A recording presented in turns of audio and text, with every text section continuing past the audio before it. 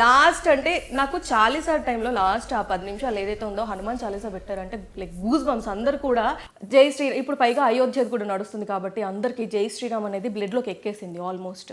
So మీరు అంటే ఆ చాలీసా ఏమైనా ముందు ప్రిపేర్ అవ్వడం, నేర్చుకోవడం అలాంటివి ఏమైనా చేశారా మీరు?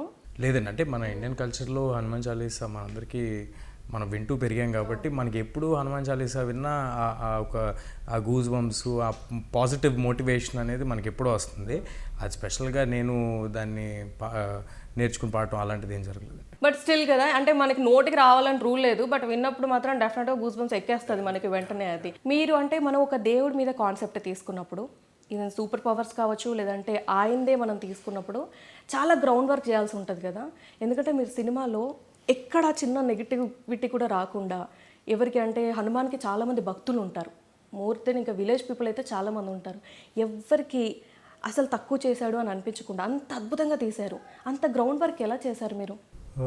బేసికల్గా మిగిలిన వాళ్ళతో కంపేర్ చేసుకుంటే మన తెలుగు ఫిల్మ్ ఇండస్ట్రీలో చాలా ఫిల్మ్స్ చూసాం మనం. అంతకుముందు అమ్మోరు కానీ, రాఘవేంద్రరావు గారు చేసిన ఫిల్మ్స్ కానీ, ఇవన్నీ చూస్తూ పెరిగాం మనం. సో మనం స్పెషల్గా మనం నేర్చుకోవాల్సిన అవసరం లేదు. మనకి ఆటోమేటిక్గా మనం షార్ట్ పెట్టామంటే మనకి అవి చూసిన ఎక్స్పీరియన్స్తో మ్యాక్సిమం కరెక్ట్గానే చేసేస్తాం.